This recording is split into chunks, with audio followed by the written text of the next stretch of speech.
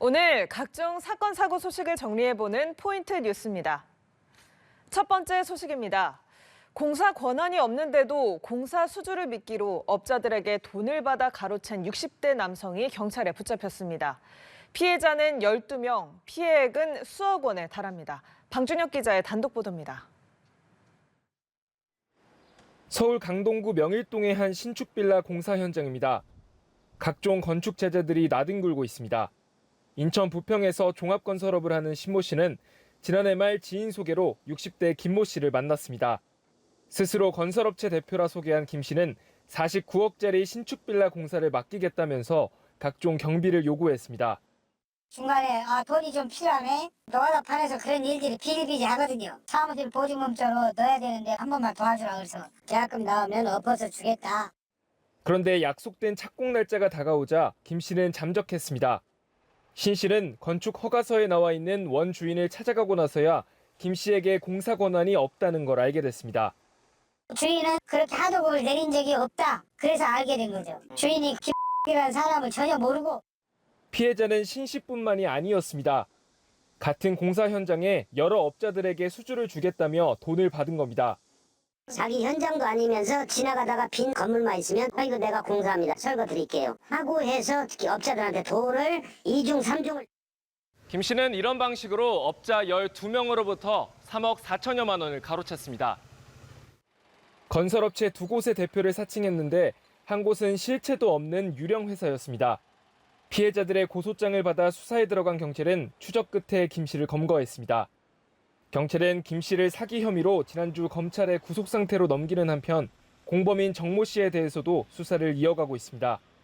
연합뉴스 TV 방준혁입니다. 두 번째 소식입니다. 국제 탁송 화물 반죽 기계에 필로폰을 숨겨 밀반입한 태국 남성이 경찰에 붙잡혔습니다. 이 남성이 들여온 필로폰 양은 16kg에 달하는데요. 47만 명이 동시에 투약할 수 있는 막대한 양입니다. 서승택 기자입니다. 한 남성이 늦은 밤 으슥한 주택가 도로에 나타납니다. 이내 무언가를 숨기고 사진을 촬영하는 남성. 잠시 후 또 다른 남성이 같은 장소로 나와 한 손에 무언가를 들고 사라집니다. 지난달 경기 화성의 한 주택가에서 던지기 수법으로 필로폰 2kg을 거래한 일당입니다. 경기 안양 동안경찰서는 필로폰을 국내로 밀반입한 뒤 판매한 태국 국적의 20대 남성 A씨를 검거했습니다. A씨는 국제 탁송화물 반죽기계 내부 공간에 1kg씩 개별로 비닐 포장해 외부에 필로폰 냄새가 나지 않도록 차단하는 수법으로 밀반입한 것으로 알려졌습니다.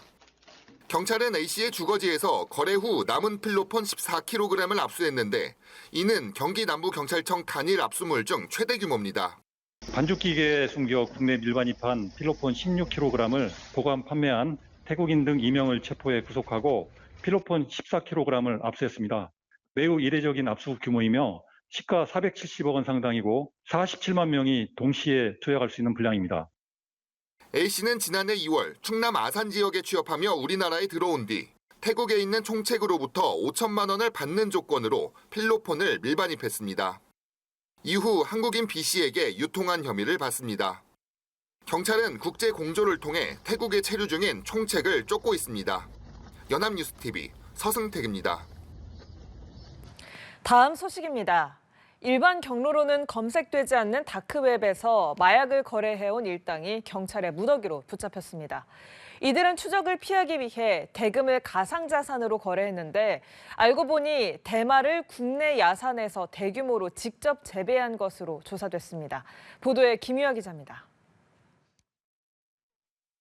지난 2월 말 저녁 두 남성이 누군가와 전화하며 주변을 두리번거리고선 갑자기 골목으로 들어갑니다. 이들이 오간 곳엔 작은 지퍼백이 놓였다 사라지길 반복했는데 확인해보니 마약이었습니다. 지하 계단에 놓인 대야 옆에서도 장애인 화장실 자동문 틈에서도 에어컨 실외기나 화분 밑에서도 발견됐습니다. 서울경찰청 마약범죄수사대는 올 1월부터 4월까지 수도권 일대에서 이런 던지기 수법으로 마약을 사고 팔아온 60명을 검거하고 총책 A씨 등 10명은 구속했습니다. 경찰에 따르면 A씨는 다른 범행으로 구속된 지인에게서 판매자 계정을 물려받은 뒤 친척과 지인 등 5명을 모아 다크웹에서 조직적으로 마약을 판매했습니다.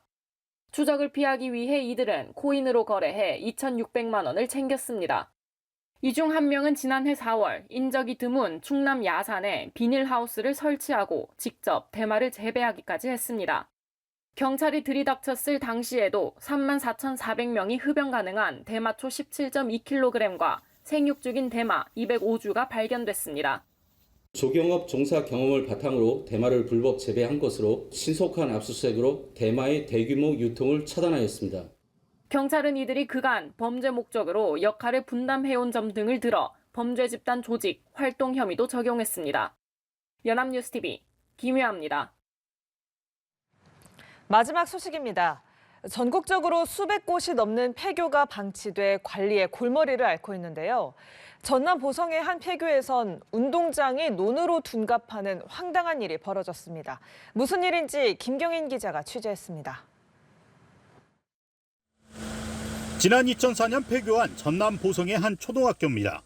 높다란 담 사이로 교문이 굳게 닫혀 있습니다. 교문 안에는 벼가 심어져 파랗게 물들었습니다. 임대사업자가 폐교 운동장을 논으로 개간해 모를 심은 겁니다. 주민들은 깜짝 놀랐습니다. 황당하고 뭐 할 말이 없죠. 옛 모습 그대로 놔뒀으면 좋을 텐데 모를 심었다는 게 참 저도 이해가 안 가네요. 동문들의 상실감은 더 큽니다. 아무도 없어. 많이 없어. 저희도 1년에 한 번씩 추석 때 되면 선배들 내려오고 공차고 하고 그랬거든요. 보성교육지원청은 지난달 1일 마을 이장이 대표로 있는 한 영농법인과 3년간 임대계약을 맺었습니다. 딸기 등 특정한 친환경 농산물을 재배하고 체험농장을 운영한다는 조건이었습니다. 그런데 계약과 달리 벼를 심은 겁니다. 지역 주민과 동문은 현수막을 내걸고 원상복구를 촉구했습니다. 뒤늦게 현장을 확인한 교육지원청은 전체 면적 17,400여 제곱미터 중 9,900제곱미터 규모가 논으로 변한 걸로 추정하고 원상복구를 명령했습니다. 교육지원청은 학교 부지 사용에 대한 계약을 해지하기는 했는데요. 벼에 대한 소유권은 개인에게 있어 손을 대지 못하고 있습니다. 영농법인 대표는 사업 부대 비용을 마련하기 위해 벼를 심었다면서도 벼는 가을에 수확할 예정이라고 덧붙였습니다. 전국적으로 1,300여 곳의 폐교가 남아있고 350여 곳은 사실상 방치되고 있습니다. 연합뉴스TV 김경인입니다.